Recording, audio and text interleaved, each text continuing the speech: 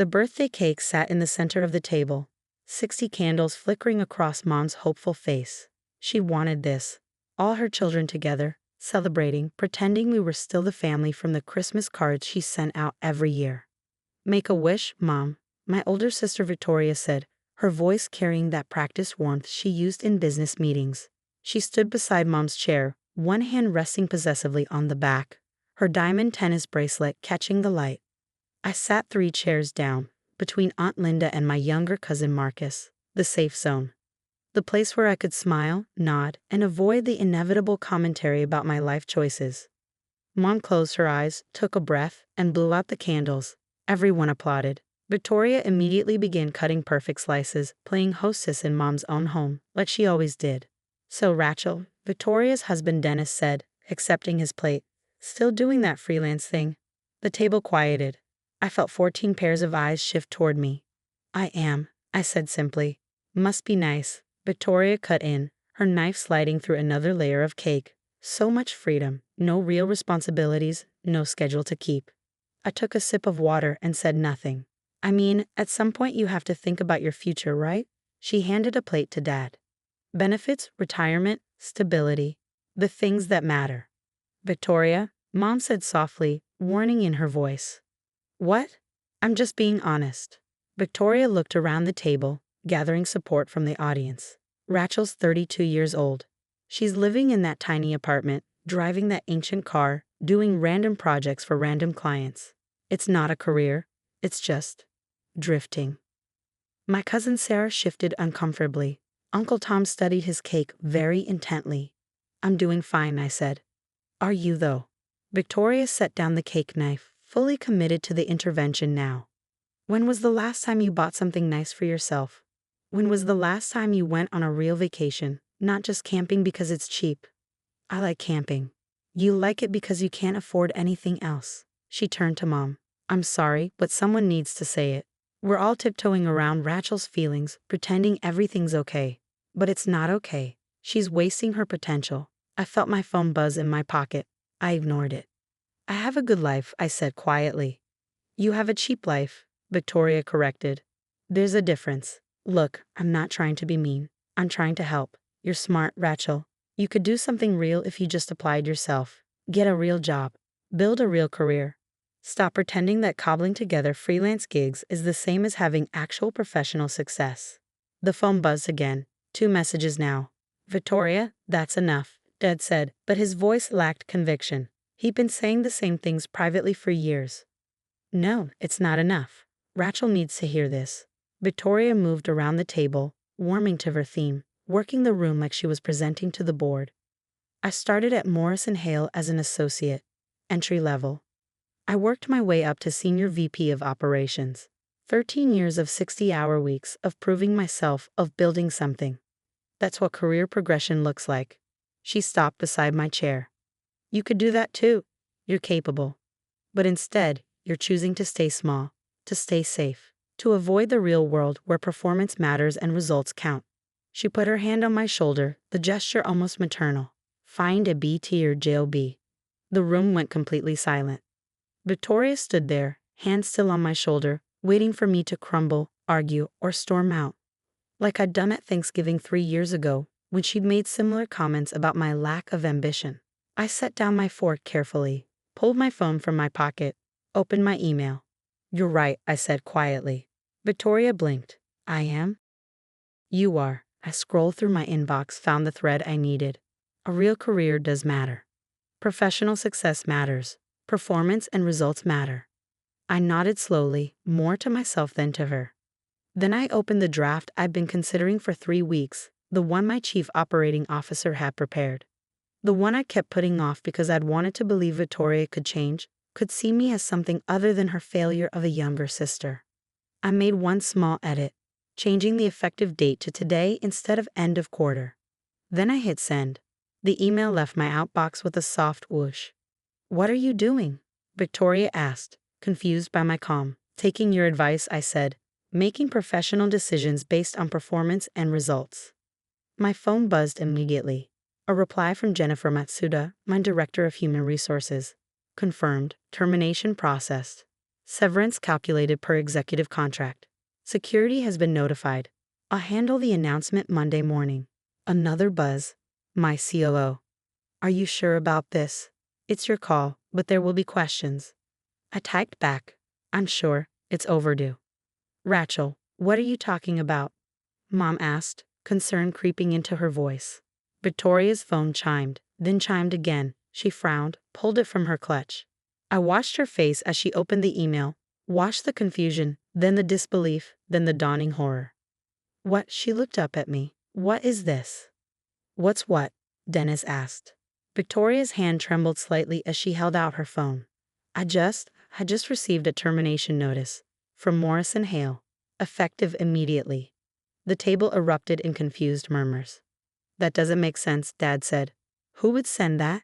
Is it a scam? It's from HR, Victoria whispered. It has my employee number, my salary information, She looked at me, really looked at me. Did you do this? I took your advice, I said calmly. I made a professional decision based on performance and results. What are you talking about? You don't even work there. I took another sip of water. Actually, I've owned Morrison Hale for 6 years. Acquired it through my holding company when the founder wanted to retire. I've been the sole owner since you were promoted to senior VP. The silence that fell over the table was absolute. That's not possible, Victoria said, but her voice had lost its certainty. The freelance work you've been mocking?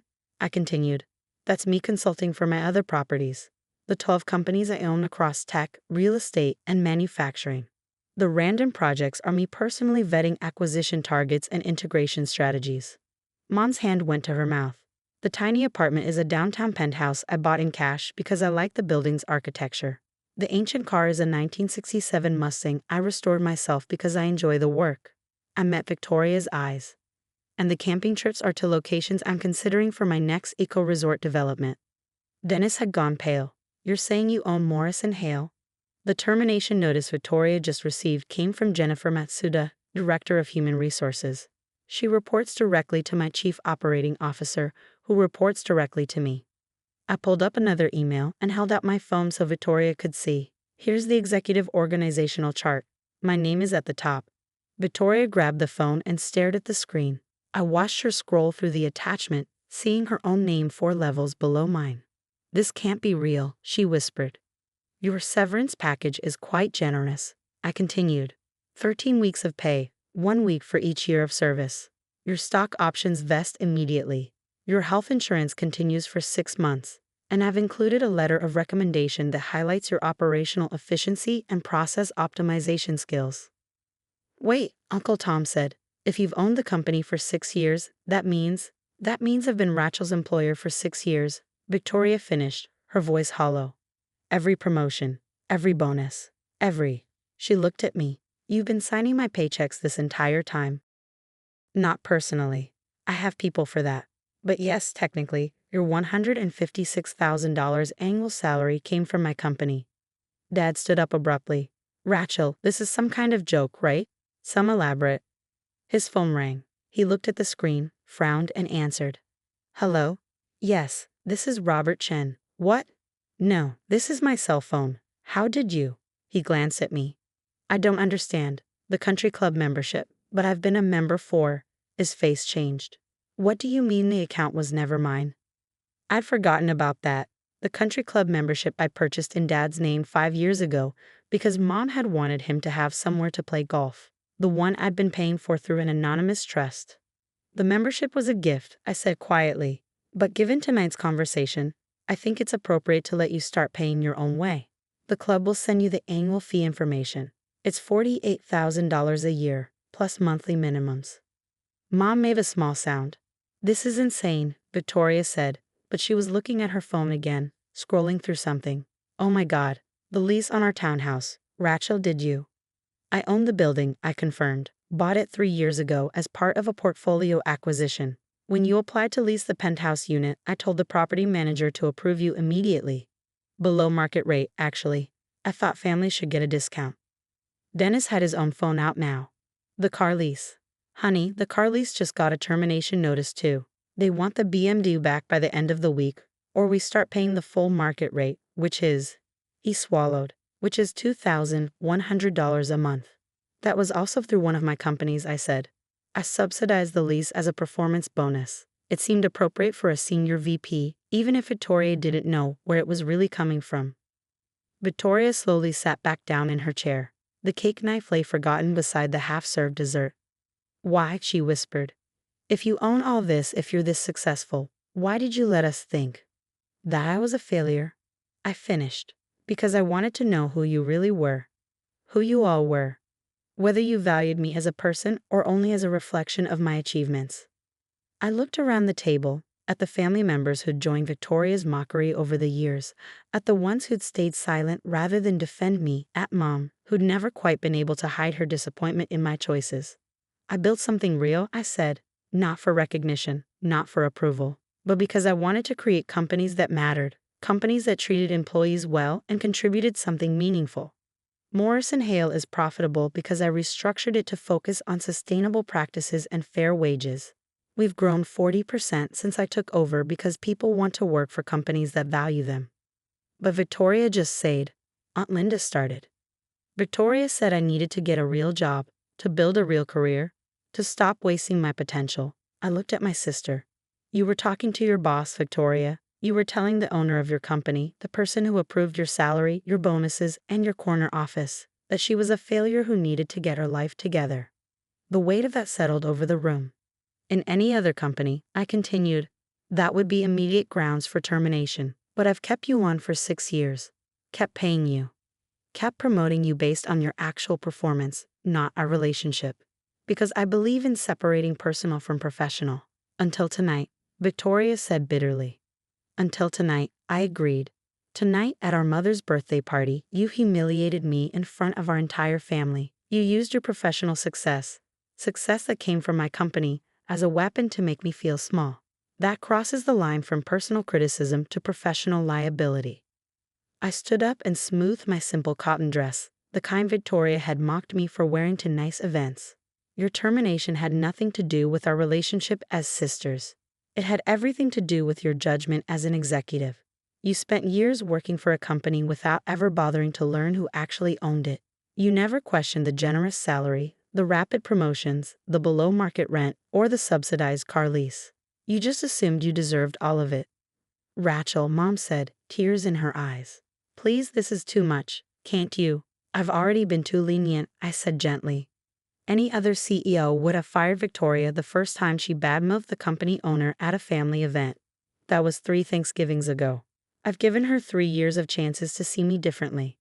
My phone buzzed again. Another message from my COO. Board is asking about Morrison Hale's situation. Should I prepare a statement?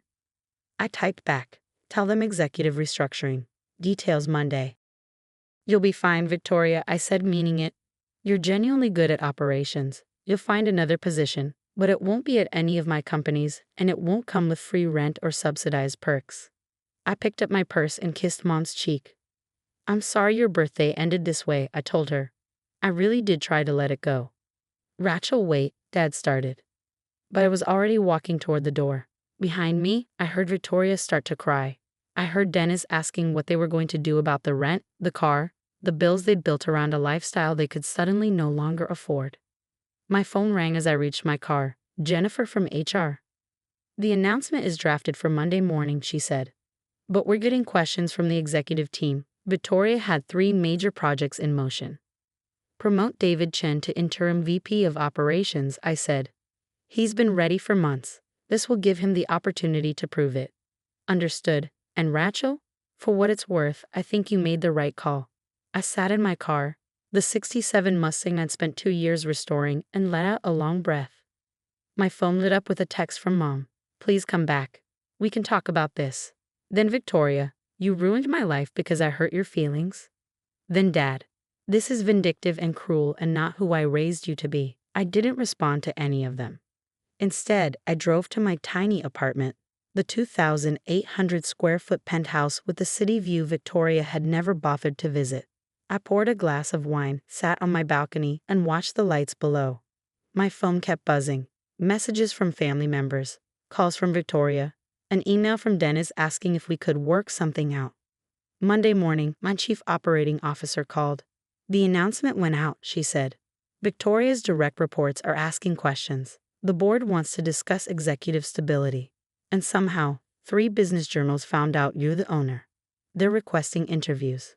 Decline the interviews, I said. Promote David. And tell the board I'll address them at next quarter's meeting. There's one more thing, she said carefully. Victoria came to the building this morning. Security turned her away, but she's claiming wrongful termination. Says she's going to sue. I wasn't surprised. Victoria had always fought back when she didn't get her way. Forward everything to legal, I said. Her contract is ironclad. The termination was justified. And remind her that the severance package is contingent on signing a non-disparagement agreement. Already done. That afternoon, Victoria called from a number I didn't recognize. You can't do this, she said without preamble. I gave that company 13 years of my life. And you were compensated well for every one of those years, I replied calmly. I'm going to fight this. I'm going to tell everyone what you did. Feel free. Tell them your younger sister, the one you called a failure for years, built a successful company and gave you a job where you thrived. Tell them she promoted you based on merit and paid you fairly. Tell them she subsidized your lifestyle and asked for nothing in return except basic respect. Silence on the line. You know what the worst part is? Victoria finally said. You let me believe I did it myself. You let me think I earned everything through my own talent. You did earn it, I said. I never promoted you because you're my sister. I promoted you because you're good at operations. That part was real, Victoria. The only thing that wasn't real was your perception of me. I'm your sister. Yes, and I'm the person who's been signing your paychecks for 6 years while you told everyone I was a failure. I paused. Family cuts both ways. If you wanted me to protect you professionally, you should have protected me personally. She hung up. I went back to work, reviewed 3 acquisition proposals, approved the eco-resort project I'd been scouting, and signed off on a new sustainability initiative for Morrison Hale that would make Victoria's old department redundant anyway. The family stopped calling after a week, stopped texting after 2. Mom sent one final message. I don't understand how this became who you are. I almost responded. Almost explained that this had always been who I was. They just never bothered to look. But I didn't. Instead, I built my companies, promoted people who deserved it, created jobs, opportunities, and value. And when the business journals finally ran their pieces about the mysterious CEO who'd been operating in stealth mode for years, my family read about my success the same way everyone else did. In print. From a distance. Exactly where they'd always kept me anyway.